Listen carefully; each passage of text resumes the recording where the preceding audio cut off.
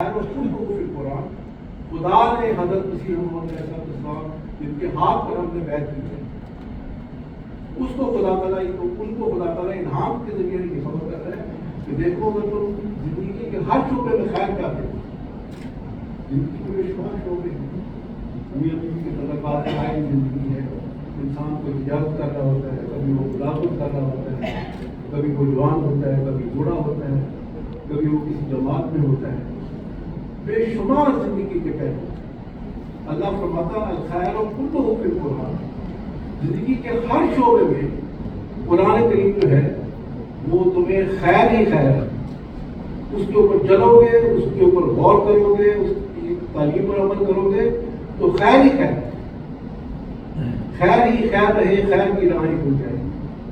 اور حضرت مسیح علیہ السلام کے اتنے پیارے بات ہے، فرمایا نجات کی صحیح اور اصلی راہیں قرآن نے کھولی۔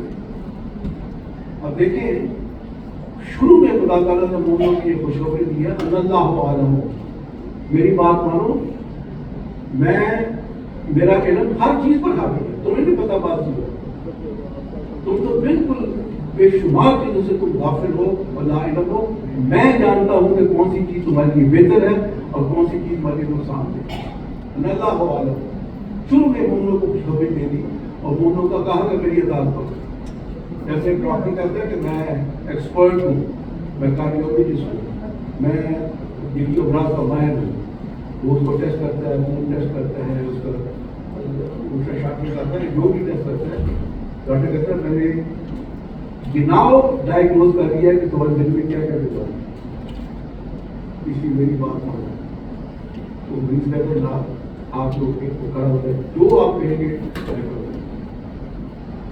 جو آپ پرہیز بتائیں گے میں پرہیز کروں، جو ڈاکٹر اس کو ڈائگنوز کرنے کرتا ہے بیماری کا، پھر اس کا علاج کرتا ہے۔ تو اللہ عالم جو ہے یہ اصل میں اس بات کا ترجمہ ہے کہ اگر تم خیر چاہتے ہو اپنی آئلی زندگی میں، اپنے معاشرے میں، دنیا میں اگر عمل چاہتے ہو تو دیکھو میرے پاس علم ہے، میرے علاوہ دنیا میں کسی بات کا علم نہیں ہے۔ بڑے بڑے سیاستدان ہیں دنیا میں، بڑے بڑے عقل مند لوگ ہیں دنیا میں، لیکن ان تمام کے اوپر میرا علم حاوی ہے، اس لیے الخیر کلہ فی القرآن۔ اب میں آج آپ کو چند چھوٹی چھوٹی باتیں بتاتا ہوں جس سے اگر یہ الخیر کلہ فی القرآن کا کیا مطلب ہے، تمام قسم کی بھلائیاں جو ہے وہ قرآن میں ہے۔ پہلی بات یہ ہے کہ اللہ تعالیٰ قرآن میں فرماتا ہے، فرمایا کہ نزل من القرآن ما هو شفاء و رحمۃ للمؤمنین، سورہ بنی اسرائیل کی یہ حکم ہے کہ ہم قرآن کریم میں شفا نازل کر رہے ہیں۔ ایک اور جگہ فرمایا شفاء لما فی الصدور، تمہارے دل کے اندر جو روحانی اور اخلاقی بیماریاں ہیں قرآن کریم اس کی مکمل شفا ہے۔ چھوٹی چھوٹی میں بیماری کا نام لے کے اس کی میں بتاتا ہوں۔ ایک بیماری ہے حسد۔ حسد ایک ایسی بیماری ہے جس کے بارے میں آپ صلی اللہ علیہ وسلم نے فرمایا کہ حسد نیکیوں کو اس طرح کھا جاتی ہے جس طرح آگ لکڑی کو کھا جاتی ہے۔ اس کی کیا وجہ ہے؟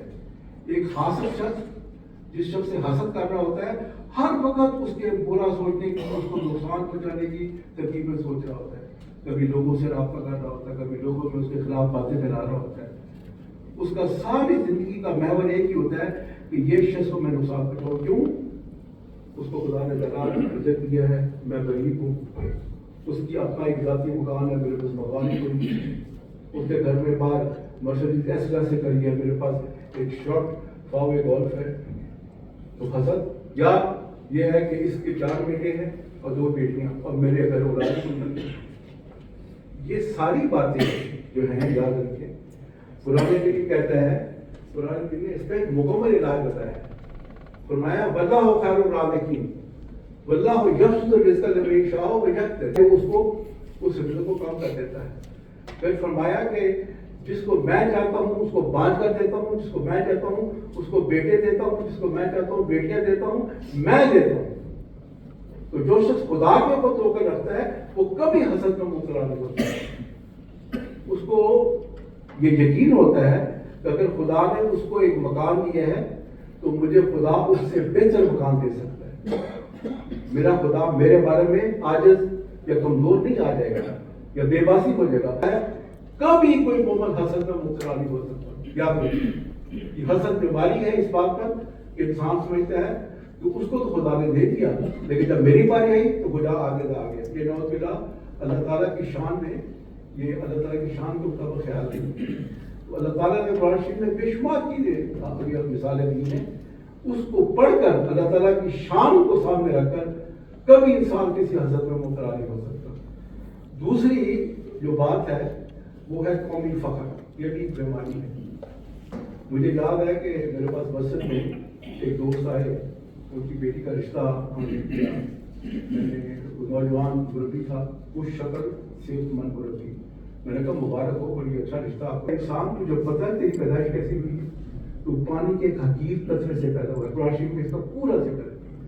اس حقیر قطرے سے پہلے مضغہ بنا, پھر علقہ بنا, پھر انسان سید ہو یا بڑا چودھری ہو جس کے 50 مربے ہوں. سارے انسان کی پیدائش ایک ہی ہے. ایک بڑا چودھری جس کے 50 سے 60 مربے ہیں, اس کی پیدائش بھی اسی طرح ہوئی ہے جس طرح اس لائی, موچی یا ماچھی کی ہوئی ہے. اللہ تعالیٰ نے قرآن شریف میں کمال کر دیا. میں جب پڑھتا ہوں تو کاشش کر پڑھتا ہوں. اور میں یا ایھا الناس انا خلقناکم من ذکر و انثی وجعلناکم شعوبا وقبائل لتعارفوا ان اکرمکم عند اللہ اتقاکم. کمال کر دیا. دیکھو یہ جو کوئی ذات بات ہے, کسی کو کوئی ذات ہے, کسی ذات ہے, یہ تعارف کر دیں گے صرف. اور پھر یہ بات ہے کہ سب کی پیدائش آدم اور حوا سے ہوئی ہے, مرد اور عورت سے ہوئی ہے. وہ کوئی اب ایک آدمی متکبر, میں جی 60 مربے کا مالک ہاں, کیوں کی ہے, اور تیرا دادا جڑا نا ساڈا نہیں ہوتا سی, ساری اپنا عربی ہے, الگ عربی ہے. کسی شخص کو, کسی کالے کو سفید پر یا سفید کو کالے پر کوئی فضیلت نہیں, کسی عرب کو غیر عرب کو کوئی فضیلت نہیں. اے تمام انسانوں تم سب برابر ہو اور تم سب آدم اور حوا کی اولاد ہو. ایمان رکھتے ہیں کہ قرآن کریم خدا کا کلام ہے, تو یہ شفا ہے. تو دوسری جو قومی فخر ہے, اس میں بھی خدا تعالیٰ نے اس کی جڑ کاٹی ہے, اس کی مکمل شفا ہمیں بتا دی ہے کہ دیکھو تم سب برابر ہو. تیسری بات جو بیماری ہے وہ میں بتا دوں, وہ ہے قول سدید.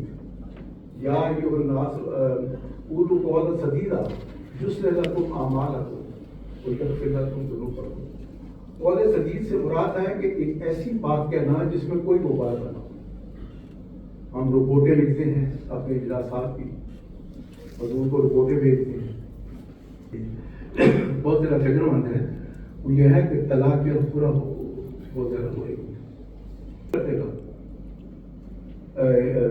وَمَن يُطِعِ اللَّهَ وَرَسُولَهُ فَقَدْ فَازَ فَوْزًا عَظِيمًا.